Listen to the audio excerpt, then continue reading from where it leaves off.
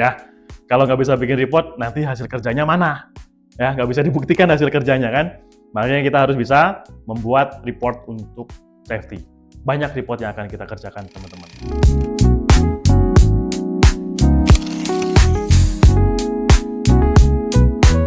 Assalamualaikum warahmatullahi wabarakatuh.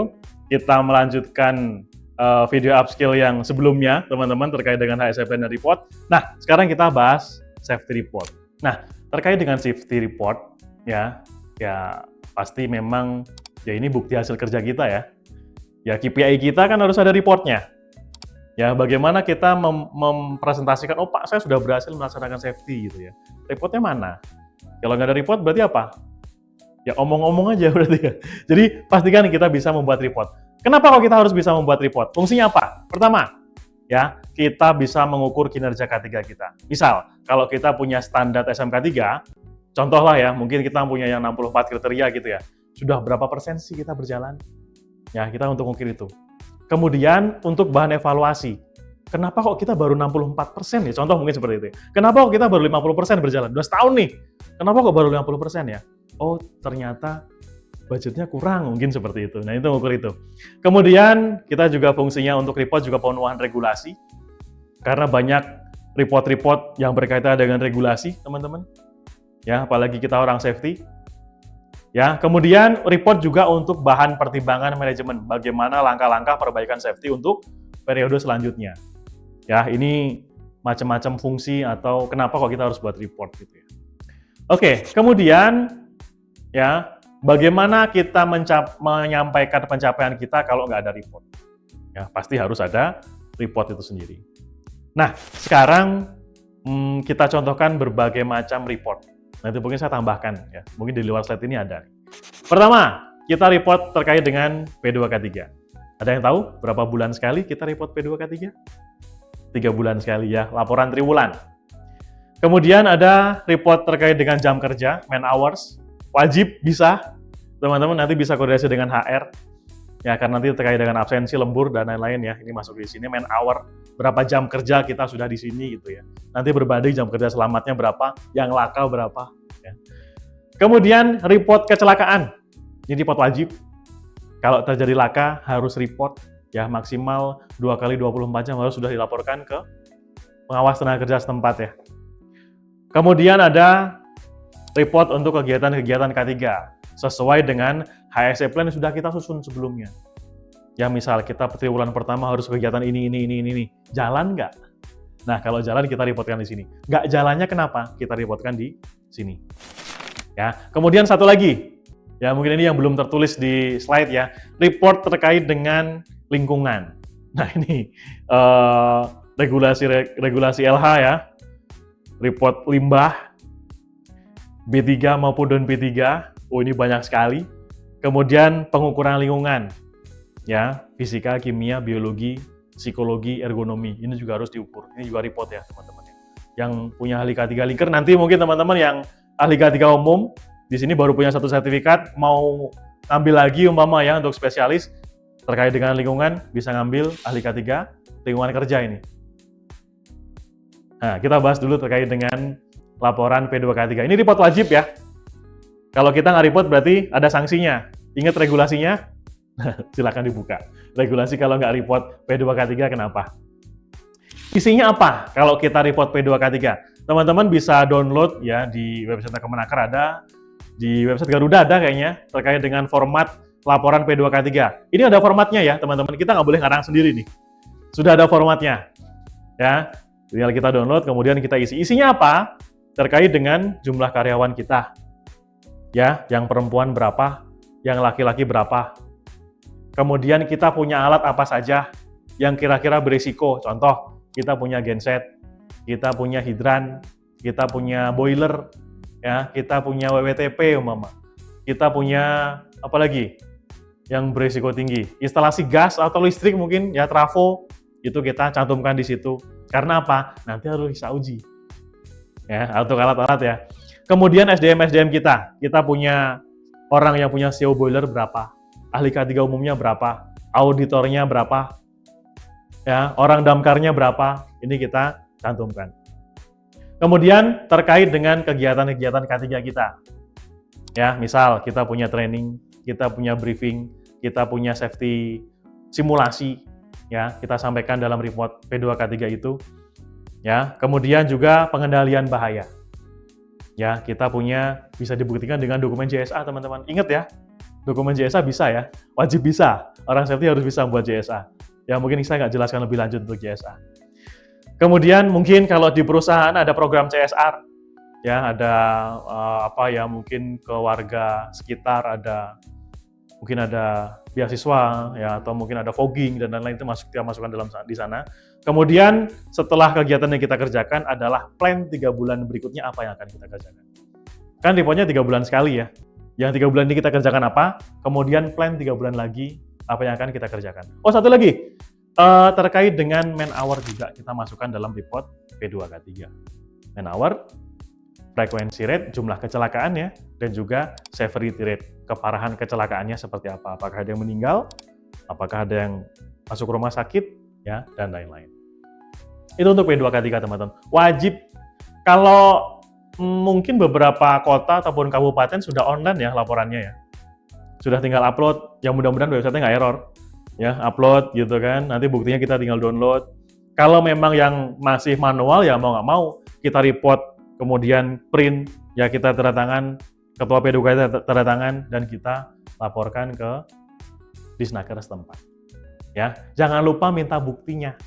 Kalau yang online berarti di-download buktinya, kalau yang offline berarti apa? Dapat tanda terima, ada stempelnya. Ini akan sebagai bukti kita lapor gitu ya. Kalau nggak ada buktinya lapor, nanti gimana kita? Kalau audit SMK3 umpama, kan ada klausul yang menyatakan harus lapor P2K3 kan? Nah, buktinya mana kalau sudah lapor? Kalau nggak ada, berarti dianggap belum lapor. Ya, wajib kita minta tanda terimanya. Ya, teman-teman, itu terkait dengan P2K3.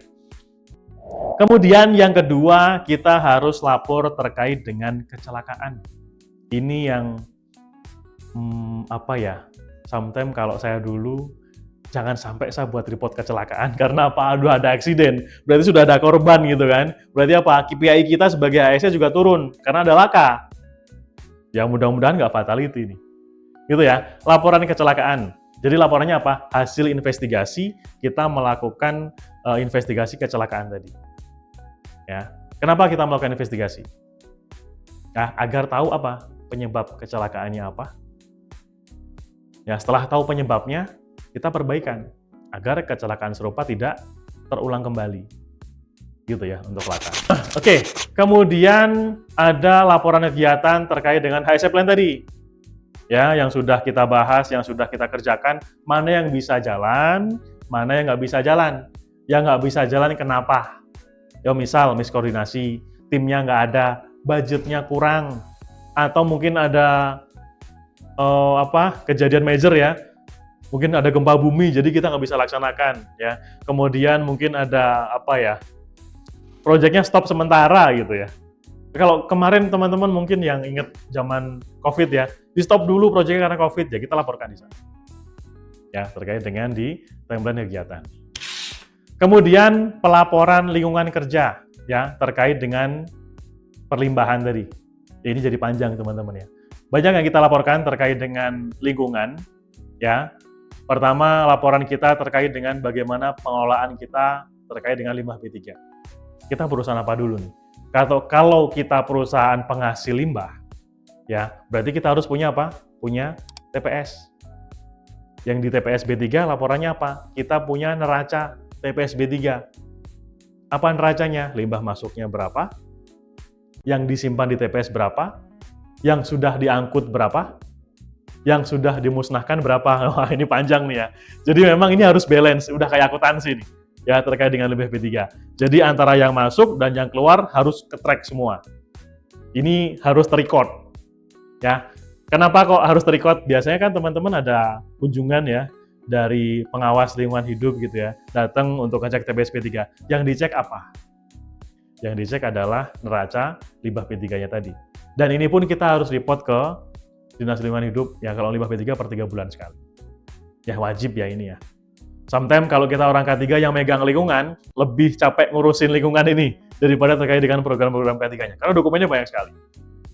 Yang kedua, terkait dengan laporan pengelolaan limbah non B3. Organik, anorganik, ya, ini bisa jadi isu sosial ya. Kalau yang organik oke lah, mungkin kita sudah MOU dengan Dinas Kebersihan gitu kan, tiap hari diangkut, udah selesai, masalah beres. Yang anorganik dan punya nilai ekonomi. Nah, ini dibuang salah, nggak dibuang salah gitu kan. Sebenarnya kalau limbah teman-teman ya, kalau masih punya nilai ekonomi ya boleh kita memang dijual ya, misal kayak plastik kardus gitu lah ya. Nah, kita yang mudah-mudahan nggak jadi isu sosial. Ya kita ke siapa nih jualnya nih? Harus mungkin ke yang warga sekitar ya, ataupun mungkin ada CSR, ya mungkin ada vendor pihak ketiga yang ngambil. Jadi harus benar-benar balance ya. Jangan jadi isu sosial ini ya. Karena limbah tapi nilainya tinggi gitu kan. Kemudian, terkait dengan perlimbahan dulu. Tadi ya kita punya TPS tadi kan, nyimpen, ya, pengiriman dan juga pembuangan. Pastikan teman-teman kalau punya B3, kita punya TPS-nya dan MOU dengan 2 vendor, pengangkut dan pengolah. Ya, TPS kita berizin, ya, pengangkutnya berizin, pengolahnya berizin, dan semua terdaftar di websitenya KLHK di Vestronic. Ya, ingat Vestronic si Raja Limbah ya dulu ya. Tahu sekarang mungkin ada nama yang lain, tapi kurang lebih sama. Semua harus terdaftar di sana. Jadi jangan sampai kita MOU ada vendor, Pak ini transportnya murah Pak, pengolahannya murah, ternyata belum terdaftar. Salah kita. Ya, gimana kita nanti bukti bahwa kita sudah mengeluarkan limbah B3 kita kalau belum ada buktinya? Buktinya karena ini harus sudah online ya, semua terekod dalam satu sistem. Ya, kalau sudah ngirim, sudah diangkut, berarti kita akan dapat bukti dari transportir, manifest. Kalau sudah dimusnahkan, berarti akan dapat bukti dari pemusnah limbah tadi, dapat berita acara bahwa limbah kita sudah dimusnahkan. Ya, ini agak panjang nih kalau B3. Oke, kalau B3 sudah ya. Kemudian pengukuran lingkungan kerja, ukur terkait dengan kebisingan, ya, ambien udara, kebauan, pencahayaan, ergonomi, psikologi, ya, ini harus kita ukur.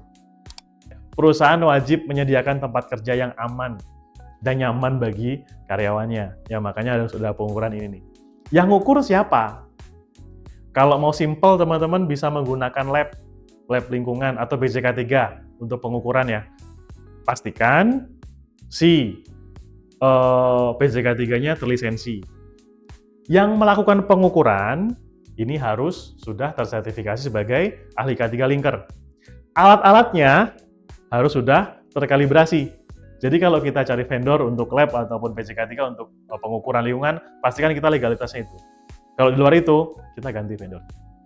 Ya, Pak, kalau saya punya alatnya sendiri, punya petugasnya sendiri, boleh nggak?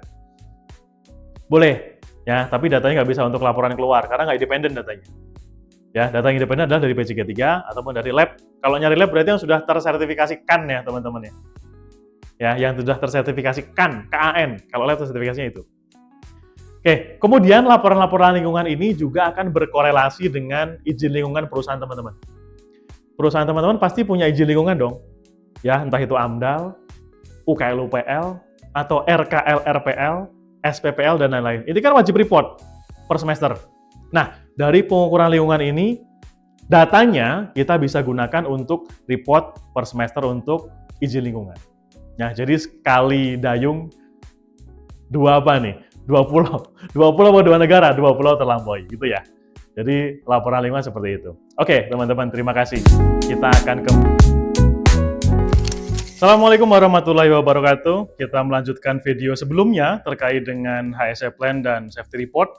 Ya, teman-teman, kemarin kita sudah bahas terkait dengan, ini yang nyambung dengan materi sekarang ya, terkait dengan kecelakaan.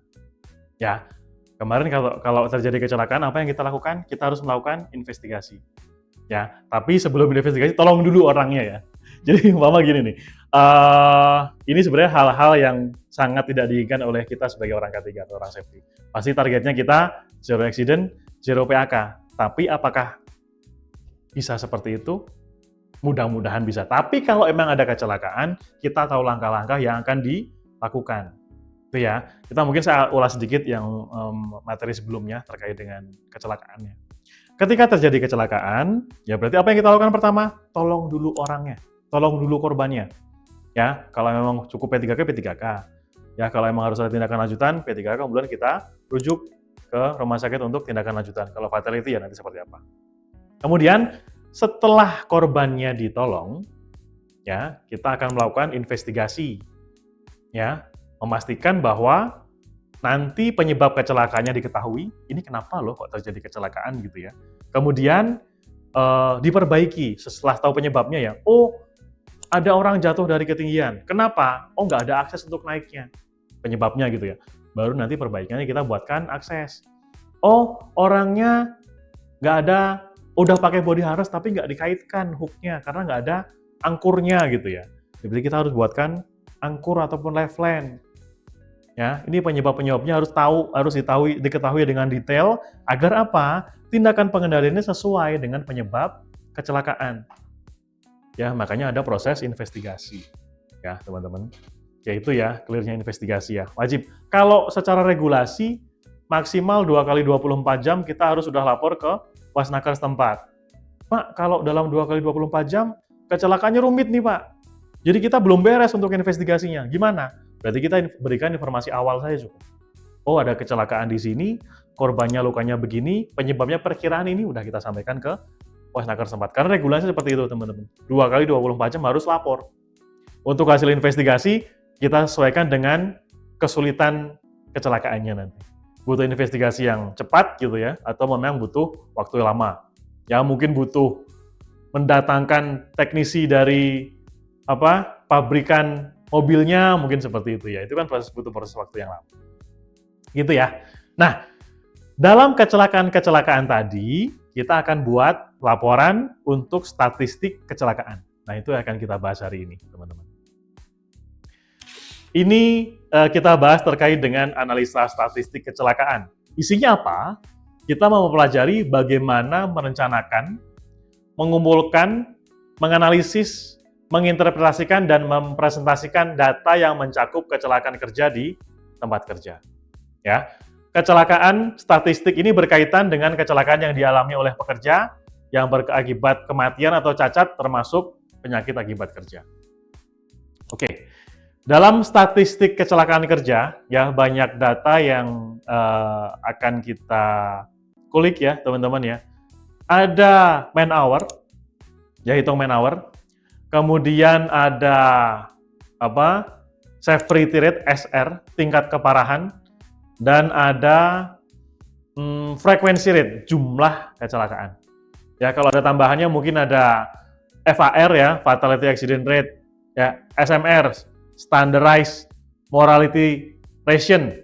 Tapi nanti yang kita bahas terkait dengan FR dan SR-nya saja. Karena apa? Ini report akan menjadi report ke perusahaan, ya pasti ya. Dan juga report untuk P2K3, ya per 3 bulan itu. Termasuk man hour, FR, SR kita laporkan. Karena di formatnya tercantum. Itu ya. Kemudian bagaimana caranya kita menghitung frequency rate dan severity rate? Ini sudah ada rumusnya, teman-teman. Ini dasarnya dari Kep Dirjenaker nomor 84 tahun 98. Ya. Ini sudah pada baca belum nih undang-undangnya atau peraturannya. Oke, yang penting kita tahu rumusnya. Untuk mencari frequency rate adalah jumlah kecelakaan ya berbanding dengan man hour nanti. Ini rumusnya adalah jumlah laka dibagi total jam kerja, berarti total man hour dikalikan 1 juta. Ya. Kemudian untuk severity rate, tingkat keparahan, ini jumlah hilang hari kerja. Hilang hari kerja ini gimana? Hilang hari kerja itu yang orang korban kecelakaan, kemudian nggak bisa masuk kerja. Itu berarti hilang hari kerjanya kan? Ya, ini hilang hari kerja, jumlah hilang hari kerja dibagi total jam kerja dikalikan 1 juta. Ya, 1 juta ini masuk di rumus ya. Ini rumus ini untuk karyawannya yang lebih dari 100 ya teman-teman. Kalau karyawannya sedikit ya, kita nggak fair kalau untuk menggunakan rumus ini. Gitu ya. Oke, kita lanjutkan kembali. Nah, ini perhitungan untuk kehilangan man hour-nya, ya, lakanya. Misal, kehilangan ujung ruas ibu jari berarti 300 hari man hour yang hilang. ya, telunjuk 100 hari man hour-nya hilang, ya. Ada macam-macam nih, mungkin saya nggak bisa sebutkan semuanya. Ya, ujung ruas, ruas tengah, ruas pangkal, telapak antara jari-jari dan pergelangan. Ya, sampai pergelangan totalnya hilang 3.000 hari. Ya, teman-teman bisa baca nanti di-share untuk materinya. Ini contoh lagi, ya, kalau memang amputasi berapa hari hilang, ya ujung ruas 150 hari, kalau jari-jari lain ya 35 hari, lengan ya 3.600 hari, tiap bagian dari atas siku sampai ke sambungan bahu 4.500 hari ya, sampai nanti bagian di atas mata kaki dan lain-lain.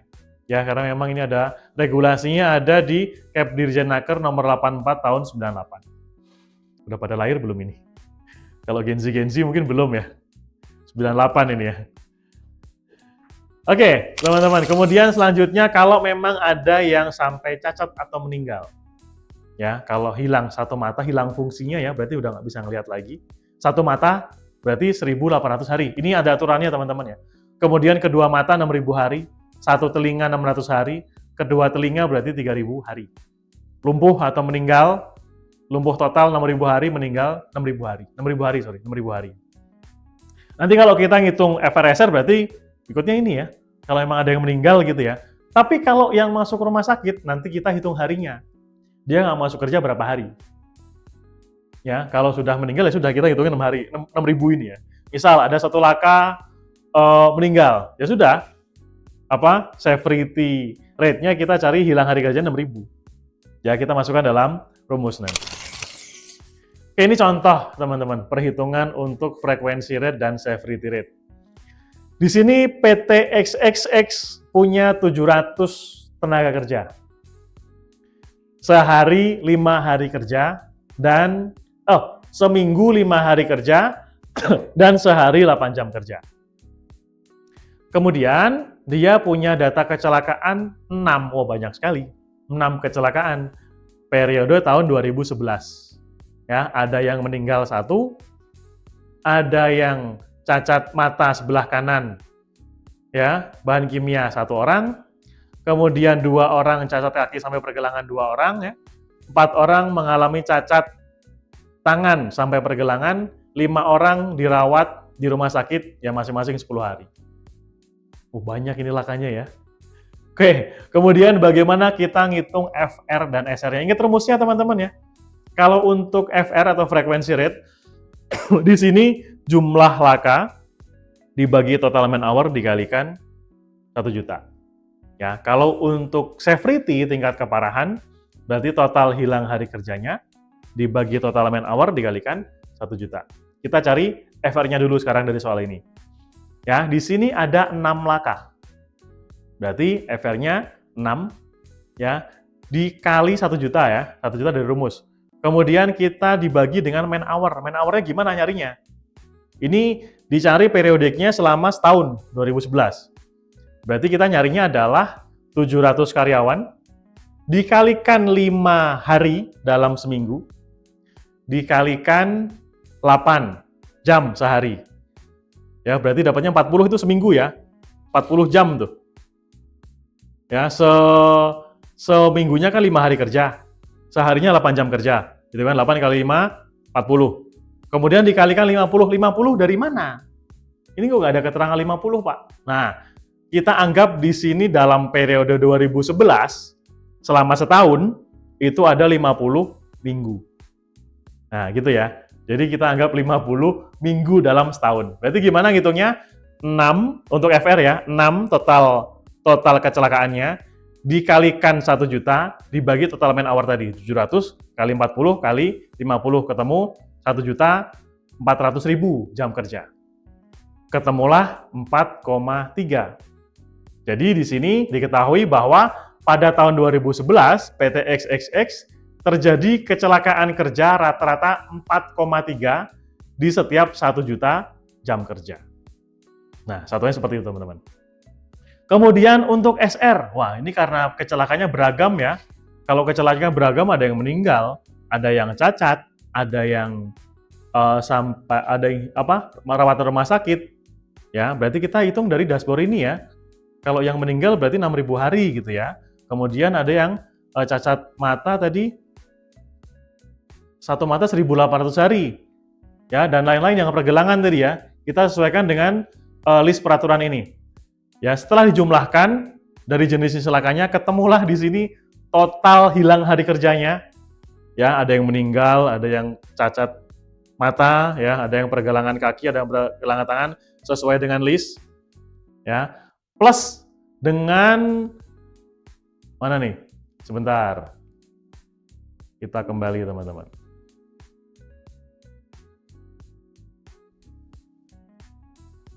Oke, ini ya, sorry. Di sini totalnya plus dengan 10 hari ya, yang nggak masuk kerja, masuk rumah sakit, ketemulah 24.650. Ya, total untuk hilang hari kerjanya. Berarti kita masukkan dalam rumus, total hilang hari kerja dibagi man hour dikalikan 1 juta. Ya, berarti di sini 24.650 dibagi total man hour-nya, ya, 1.400.000 dikalikan 1 juta. Ketemulah 17.067,14. Jadi kesimpulannya pada tahun 2011 PT XXX terjadi kecelakaan kerja sebanyak 5 kasus. Ya. Kemudian di mana setiap 1 juta jam kerja mengakibatkan hilang hari kerjanya sebanyak 17.067,14 jam kerja. Udah ini ya, udah kurang itu untuk statistik KPI HSE-nya karena lakanya banyak ini selama setahun. Ada yang meninggal lagi. Ya, jadi ini bisa untuk perbaikan datanya ya, untuk perbaikan di program-program K3 di periode berikutnya. Ini contoh, kita langsung simulasikan ya teman-teman ya, kita langsung praktek. Ini contoh ya, ini kita contoh soalnya ada pada tanggal 2 Oktober 2024, ada injury person sedang memasuki kontainer. Injury person ini korban gitu ya, memasuki kontainer dari mitra kerja. Dia terpeleset dan berusaha menahan kejatuhannya, waktu jatuh terpeleset gitu ya, udah tahan pakai tangannya. Sehingga menyebabkan nyeri pada pergelangan tangan kanannya. Ia melaporkan kejadian ini kepada data engineer dan segera menyarankan untuk berobat ke dokterik. Ya, kemudian ditolong pertama P3K dilakukan dengan cooling compress ya untuk mengurangi bengkak pada pergelangan tangannya. P3-nya dikasih cooling compress, kemudian dikasih ibuprofen ya sama tim P3K-nya atau mungkin dari medisnya di sini ya. Oke, kemudian diberi perban elastis untuk mobilisasi pada pergelangan tangan. Ya, setelah perawatan, si injury person bisa bekerja kembali. Oke, ini lokasinya ada di lapangan ya, di Kalimantan, nama fasilitasnya West Brani dan lain-lain. Ini nanti masuk di proses investigasi. Nah, di sini ada dokumentasinya teman-teman ya, barang buktinya. Ini ada lokasi areanya yang menjadi kejatuhan itu, yang gambar pertama ada simulasi si korban jatuhnya seperti apa. Jatuh, kepleset, nahan menggunakan tangan kanannya seperti itu. Kemudian gambar kedua ini kondisi tangannya. Ya, kondisi tangannya bengkaknya. Yang ketiga kondisi areanya. Ya. Dry spill cleaning deterjen inside container in floor. Jadi ada tumpahan deterjen di sana. Di bawahnya juga di depan area kontainer juga ada genangan air. Ya, dan ini foto dokumentasi untuk sepatunya. Nah, dari bukti-bukti ini, teman-teman, biasanya gini ya, kalau kita mencari data investigasi, kita biasanya mencari data terkait dengan 4P ya. Posisi kerjanya di gambar nomor 1. Kemudian partnya, alat-alatnya. Pak, kira-kira mungkin ada alat yang bisa menyebabkan kecelakaan, ya mungkin sepatu gitu ya. Partnya. Kemudian people-nya, orangnya. Orang ini berpengalaman nggak sih?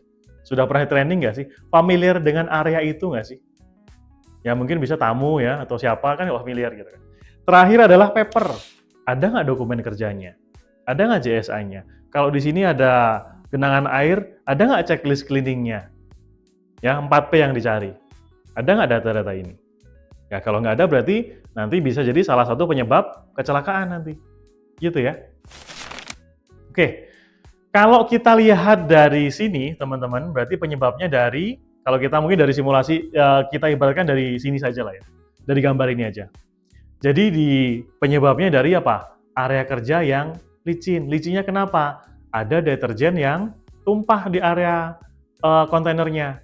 Kemudian di depan area kontainer ada genangan air. Jadi apa? Si korban pakai sepatu safety ya, sepatu safety-nya biasa. Dia menginjak lantai yang berair, ya ada genangan air. Kemudian masuk ke kontainer, ya karena ada genangan, ada sabun ya, ada spill dari sabun, tumpah sabunnya, jadinya licin. Ya habis kena air, kena sabun, udah bablas jatuh. Ya, kalau di sini kita simpulkan penyebabnya apa?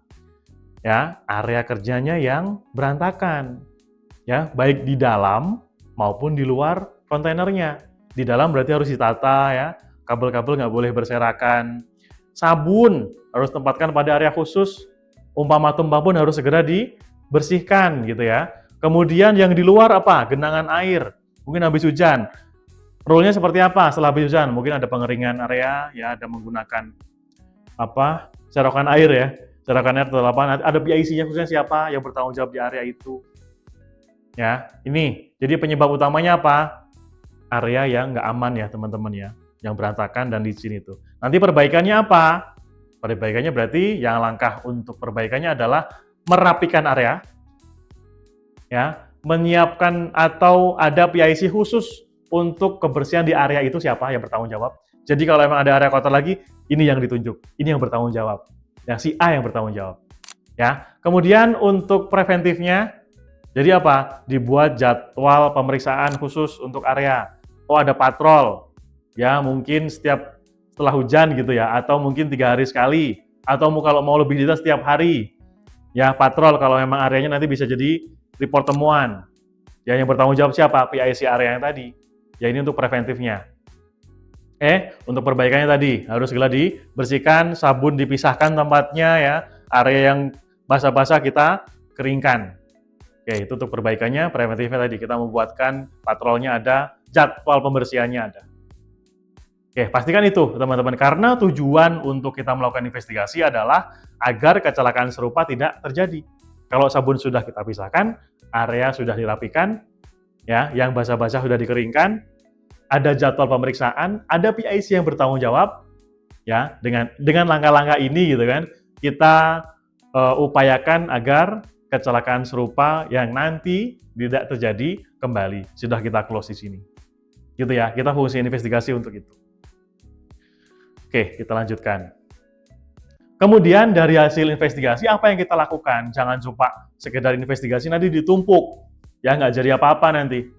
Ya, buat apa kita melakukan investigasi tapi nggak dilakukan perbaikannya? Kita sudah berikan saran bla bla bla bla bla. Cuma sekedar apa ya? Cuma sekedar saran aja, tumpukan aja nggak dijalankan gitu ya. Poinnya di sini teman-teman. Ya, setelah kita melakukan investigasi ada pelaporan ya dan juga tindak lanjut. Tujuan pelaporan, kenapa harus kita buat laporan dari hasil investigasi tadi? Kita mempunyai keseragaman laporan, baik itu format internal maupun sesuai dengan regulasi. Kalau kita report ke mana? Ke Wasnaker, ada Laka ya, ada formatnya ini. Kemudian kita ada tujuannya untuk perlindungan keselamatan dan kesehatan tenaga kerja beserta dengan kompensasinya. Ada kompensasi ya. Kalau memang ada yang laka, ya salah satu syarat untuk mencairkan kompensasi ada laporan investigasi ini. Kemudian kita juga punya data kecelakaan, ya untuk audit atau untuk perbaikan di program K3 tahun berikutnya. Kita punya data nih, kita punya kecelakaan ini nih Pak, berarti tahun depan harus berkurang. Jadi hal-hal yang menyebabkan kecelakaan ini sudah kita close, gitu ya. Kemudian di sini memudahkan identifikasi dan menganalisis masalah kecelakaan kerja, tadi sudah kita bahas. Kemudian dapat memberikan saran perbaikan agar kecelakaan serupa tidak terulang kembali, mengendalikan kerugian dari kecelakaan. Poin yang paling utama di sini teman-teman, dapat memberikan saran perbaikan agar kecelakaan serupa tidak terulang kembali. Ya, kita investigasi tujuan utamanya untuk itu. Dan manajemen harus ini ya, harus aware nih, laka nih. Kalau laka kan satu, kalau dari sisi K3 ya, pasti KPI kita turun. Dari sisi perusahaan, trust-nya turun. Saya cari vendor, mama saya Mencon ya, saya cari vendor untuk masang kolom mama. Dia pernah kecelakaan fatality sering nih. Saya pakai lagi nggak? Saya nggak pakai. Karena apa? Berisiko nanti kalau masuk ke project saya, dia kecelakaan lagi. Ya, ini akan jadi trust klien nantinya. Oke, kemudian untuk pelaporan, teman-teman, di sini ada aturannya sesuai dengan Undang-Undang Nomor 1 Tahun 1970 ya.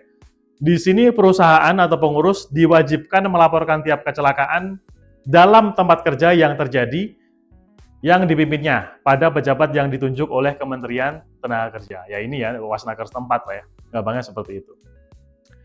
Oke, kemudian di sini tata cara pelaporan ini terkait dengan form investigasi, mungkin kurang lebih sudah yang kita ceritakan tadi terkait dengan yang dicari penyebab kecelakaan dan solusi perbaikannya apa.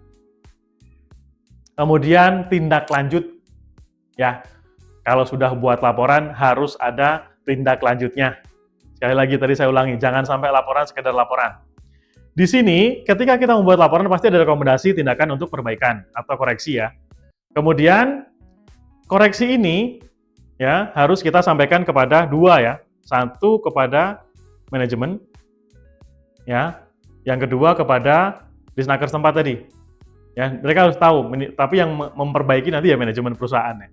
Perusahaan harus melakukan tindakan koreksi, ya, apa preventif ataupun perbaikannya. Ini harus diperbaiki. Kemudian hasil dari investigasi ini kita sosialisasikan teman-teman kepada seluruh tenaga kerja atau mungkin di cabang proyek yang lain. Ya, kenapa kok harus disosialisasikan? Biasanya kalau pekerja ini ya, ada trauma ya. Ini habis ada kecelakaan yang jatuh di sini nih. Ya, di situ kita jelaskan, oh Pak, kemarin yang kecelakaan di sini ini itu karena nggak pakai body harness, mama seperti itu. Nah, kita jelaskan kepada semua karyawan. Berarti di sini ada potensi kecelakaan jatuh loh, kalau nggak pakai body harness, berarti teman-teman harus pakai ya. Ya, jadi mereka juga tahu penyebab kecelakaannya apa, dan mereka akan lebih aware lagi terhadap pelaksanaan safety nanti. Kepada manajemen pasti, ya kepada karyawan, ini untuk menjaga moral mereka. Kemudian setelah kita berikan laporan untuk tindak lanjut, jangan lupa untuk pemantauan terhadap pemenuhan tindakan perbaikan. Kalau kita bicara NCR ya, atau CAPA, Corrective Action, Preventive Action-nya, sesudah kita buatkan laporannya, ya, pastikan apa? Kan kita ada meeting investigasi ya biasanya. Kita tentukan apa? PIC untuk penanggung jawab perbaikannya siapa? Dan juga timeline-nya kapan? Misal, Pak, di sini ada areanya, ini orangnya terpleset nih Pak. Ya, jadi mungkin areanya nggak rata. Perbaikannya, PIC-nya siapa? Misal, Profesor Engineering, gitu ya, memperbaiki area. Timeline-nya kapan? Sebulan, umpama seperti itu ya. Nah, ini yang kita kejar. Udah sebulan kurang seminggu nih, belum ada pergerakan nih. Ya kok belum jadi kenapa? Kita follow up. Jangan sampai nanti kelewat. Ya kalau lewat biasanya lupa nggak dikerjakan. Udah nanti berulang lagi kecelakaannya. Ya, gitu ya teman-teman ya. Terkait dengan bagaimana kita pelaporan dan statistik. Ya, mungkin itu saja yang bisa saya sampaikan terkait dengan HSE Plan, Report dan Regulation. Ya ini jadi poin-poin penting kita yang harus kita lakukan sebagai tim safety atau orang K3. Dokumen-dokumen wajib yang teman-teman harus kuasai. Singkat mungkin dari upskill kali ini, tapi mungkin teman-teman nanti bisa ada training-training lanjutan ya terkait dengan petugas-petugas khusus untuk investigasi, ya, petugas-petugas khusus untuk linker dan lain-lain. Ya itu mungkin di kesempatan upskill yang lain nanti. Itu saja mungkin yang bisa saya sampaikan teman-teman. Terima kasih. Sampai ketemu di video upskill selanjutnya. Assalamualaikum warahmatullahi wabarakatuh.